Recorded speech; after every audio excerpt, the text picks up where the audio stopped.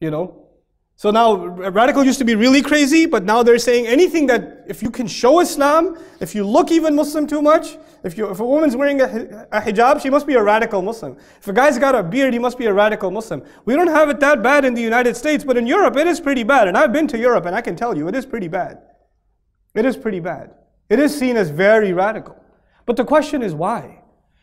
We have this mentality, the Muslims have developed this mindset, they're out to get us, man.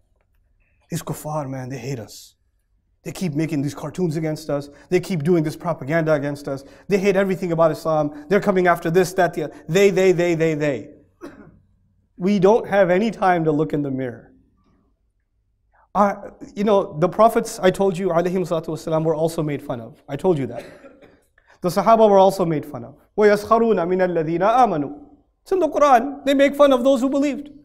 The kuffar made fun of those who believed. It's in the Quran. But the fundamental question is, why were they made fun of? And why are we being made fun of? Is it the same thing? And I argue it is not. Those people were made fun of because that was one of the ways to shut down the work of Islam. One of the ways to stop Islam from spreading, because they didn't know what else to do. Islam was so thought-provoking.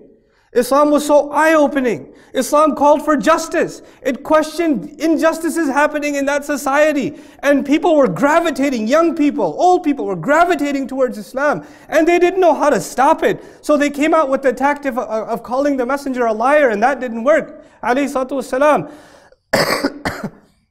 Maybe we can mock these people and just laugh them off so nobody thinks they're a big deal. That was one of their tactics. And when that didn't work, they resorted to other tactics. All of these tactics were there to stop Islam from spreading because it was too powerful. I don't argue that's the case with us.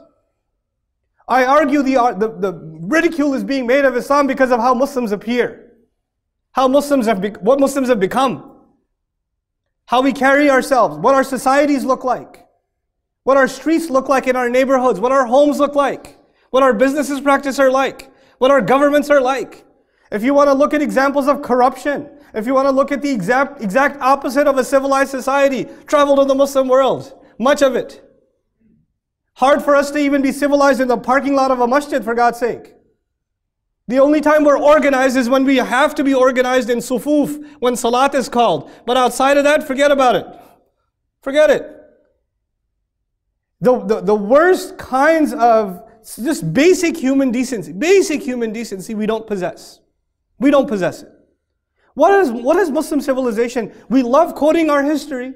We love quoting when the Muslims were at the forefront of invention, when they were leading the universities of the world, when they were, people would come from all over the world to study ilm in Baghdad, and the Europeans had lost their literature and the Muslims had it, and they had to come to us to learn it. When Spain was a model for the world. We love quoting those things. What are you going to quote now? What have we done? What have we produced as a people? How have we contributed to the world? The only time we make it to the news is when we blow something up. Or when we're in some kind of chaos or another. This is, why wouldn't, look at it from the outside perspective. These people are crazy. These people are crazy. As a matter of fact, I'm not even going to point the finger at the Muslim world, the rest of the Ummah. Let's talk about Western Muslims for a moment. We come to these societies, and I've dealt with the Muslim community in the United States for quite some time. I've had decent interaction with the Muslim community in England and in Australia. But let me tell you something. The things you see among the Muslims, subhanallah. I know Muslim business owners that'll lie on their taxes. Yeah, but I don't want to pay the kafir. Really, you don't want to pay the kafir. You're selling beer. Your Islam didn't show up then, but all of a sudden your wala and bara showed up when you had to pay your taxes. These Muslims today, us, not these, us, we have such low moral standards. Such low moral standards. You have Muslim business owners that don't pay decent wages. They don't pay decent wages. They don't even give their wife their mahar. They're complaining about injustices in the world. They don't even have justice inside their home. Inside their home. Why would somebody want to be attracted to Islam? The ayah that I want to share with you today is one of the scariest ayat in the Quran when it comes to this ummah. رَبَّنَا لَا تَجْعَلْنَا فِتْنَةً لِلَّذِينَ كَفَرُوا. Our Rabb, do not make us a fitna. Do not make us a tribulation for those who have disbelieved. In other words, one of the meanings of that ayah is, Ya Allah, don't make us so wretched and so embarrassing a people, so far from the actual beautiful teachings of Islam, that when non-Muslims see us, they say, why would I want anything to do with Islam? Why would I want to be Muslim? I want to be like these people? This is what I want to be like? They are not justified in them poking fun. But we're not justified when we refuse to look in the mirror. We're not justified. We have to start looking in the mirror. We have to fix this problem. And it's high time we stopped complaining about what the world is doing against us. We are the people of La ilaha illallah. We have on our side Allah Azza wa Jal. His help is greater than any problem. There is no problem big enough to not be able to be managed when you have Allah on your side. The problem is we don't want Allah's help. At least we don't care to earn it. It doesn't just show up for free. It has to be earned. There has to be a transformation that has to happen inside my house. It has to happen inside my family. It has to happen inside my neighborhood. We have lost our moral compass. And I'm not talking about advanced knowledge of deen and fiqh and sharia. I'm talking about basic morality, people. Basic morality. We'll have masajid in the United States and across the world even, where fundraising is taking place. And they're gonna collect money. And once they collect the money, they're gonna say, yeah, we should put this money towards this thing or the other. Well, no, you advertise that you're gonna raise these funds for this project, but now you're putting it in another. No, it's okay, we have a fatwa. You have a fatwa to be dishonest? Where'd you get that from? But that's okay, we could do that. You know? We could lie even in the name of religion. We could lie, subhanallah. How can that be? How does it get to that point? How does it get to the point where you have to argue in your home? You have to argue with your parents, argue that, Dad, really seriously, I really think we should give zakat. No, it's okay. And there's an argument happening inside a Muslim home whether they should give zakat or not. This is happening inside the Muslim family. Why would Allah's help come to a people like that? That have been given the most beautiful deen. That have been given the most perfect teachings. And they don't even look in the mirror for 1 minute, for 1 day. Just, what am I doing wrong? You know, many of you are not ulama, you're not fuqaha, you're not muftis, you don't have to be. But you know what you do wrong. I know what I do wrong. And we keep overlooking it. Allah will not change the state of this people. You know, Allah will not change the state of this ummah. Nope, He will not do it. Allah Himself says, people say, oh, you just quote the ayat are the ultimate reality. There is no greater reality than the ayat. There is no reality you'll find in physics and chemistry and biology that you will find in the ayat of the Quran. إِنَّ اللَّهَ لَا يُغَيِّرُ مَا بِقَوْمٍ حَتَّى يُغَيِّرُ مَا بِأَنفُسِهِمْ. Allah will not change the state of a people until they transform what is within their own selves. مَا بِأَنفُسِهِمْ. There is something wrong inside of ourselves. Allah's answer to what is wrong with the ummah is something is wrong inside people. That is Allah's answer to what is wrong with this ummah today. When He says, وَأَنْتُمُ الْأَعْلَوْنَ إِن كُنْتُم مُؤْمِنِينَ. You are going to be in the supreme position if in fact you have true iman, if you're true believers. Now clearly we're not in the supreme position, so something must be wrong with iman. Because Allah is never wrong. Allah is just not wrong. This is a tragedy. One after another, and it's not going to stop, and we know it's not going to stop. We know it's not going to stop. The only thing we can do, instead of being overwhelmed by this flood of tragedy and constantly just figuring out a way to justify to somebody, you know, how we're not crazy. Because by the way, they're going to think we're crazy no matter what. You can't impress them. You could try. Messengers tried too. If messengers weren't good enough for them, we're definitely not good enough for them. Let me tell you. There's no way to impress them. No matter how we do right, the people who hate will always hate. The people who make fun will always make fun. But we better give them the right reasons to make fun of us. The right reasons are we stand by Islam. We are the people of reason. We are the people of intelligence. We are the people. The greatest threat of Islam was not its force. And I promise this is my last point. The greatest threat of Islam was not its force. Was not the sword. Was not the weapon.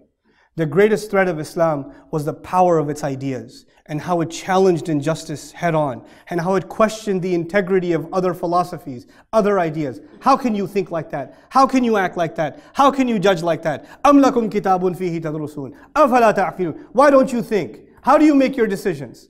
This was the reason, this is a religion of أَدْعُوا إِلَى اللَّهِ عَلَى بَصِيرًا.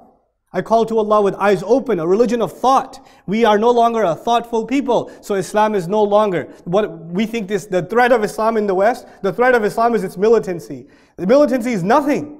This is nothing. The real threat to the Quraysh were rattled, not at Badr, but back in Makkah. They were shaken up. Just by the ayat, the word of Allah was enough. It was enough to take a tradition that was there for thousands of years, and it was rattled just by a few words of Allah. Just by a few words. Something's happened. We're not connected with that word anymore. You know, when somebody wants to win an argument, when two people have an argument, and you don't have a response, then you get angry. And you start yelling. And when you start yelling, it is proof that you lost. When you in an argument start yelling, it is proof that you lost because you don't have a reasonable answer left. And it frustrated you, so you got angry. And when two people have an argument and you lost and you hit the other, that is also proof that you lost. Because you could not defeat him with words, so you figured you could try to defeat him with your hand. This is actually indication that you're not strong enough in what you have to say. My argument to you is, our deen, Allah has given us words. There are no stronger words. There is no stronger message. We don't have to resort to anything else. And when we do, it is as though we are admitting that this isn't strong enough. But it is. We're not strong enough because we're not connected to this word enough. And we have to be the people that produce the most intellectual responses. The most reasonable responses. The ones that challenge the immorality of the world in the most profound and thought-provoking way. We're the ones that are supposed to engage in the most deep conversation with the agnostic, with the atheist, with the Christian, with all of them. With all of them. Their accusation against religion, you know what it is? It's been there for centuries in Europe now and now all over the world. Religious people are closed-minded. Religious people are fanatical. Religious people are intolerant. Religious people cannot take criticism. Religious people are not open to conversation. So if you get rid of religion, you'll have an open-minded society where people can think for themselves. This is their accusation. And you know what? It holds true for the Christendom that had invaded Europe for centuries. It was true. But the Islam that Allah gave His Messenger ﷺ is the exact opposite of that. It is the religion that encourages dialogue. Hatu burhanakum in kuntum sadiqeen. Bring your evidences. Why don't you give me all of your criticisms against the Quran? I would invite you to bring all of your criticisms. How is a book asking people not just to have faith, but to please collect all of your criticisms and bring them? This is what you call open-mindedness. The book is calling to open-mindedness. We're the ones that are closed-minded. We're the ones. And we have to empower this ummah again by opening up our minds, by opening up this book and thinking the way it wants us to think. To show that religion is not a way to close the mind and close the eyes and close the hearts. It is the way to open the mind and to engage in dialogue and to bring civilization to humanity. They think the solution is when you get rid of religion.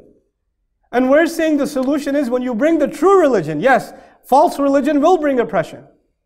False religion will bring oppression. But when you bring the deen of Allah, it's a thing of beauty. If we don't show them that, who will? That's why Allah put you and me on this earth. To be members of this ummah is an honor. It's not a small thing. We are carrying collectively 1/5 of the ummah's population on our shoulders. The burden that was placed on the shoulders of Rasulullah sallallahu alaihi wasallam. That is what you and I carry every single day, whether we admit it or not. And when we don't do something about that burden, and we don't show humanity what it is, we're in trouble. Not just with the authorities or with the media. We're in trouble with Allah. I pray that Allah Azza wa Jal makes us a people of Quran once again. That teaches us not just we learn to think the way Allah wants us to think, and that we are able to represent in our character, in our communities, in our business dealings, in our personal lives, in our speech, in our demeanor. We're able to depict what makes this deen so perfect, what makes it so beautiful. May Allah Azza wa Jal shine the light of this guidance into all of our hearts and keep it strong and make it stronger and stronger. And may Allah make the generation of young people real leaders for this community that are going to bring an age of light out of this age of darkness. Barakallahu li wa lakum fil Qur'an al-Hakim wa nafa'ani wa iyyakum bil ayati wa dhikr al-Hakim.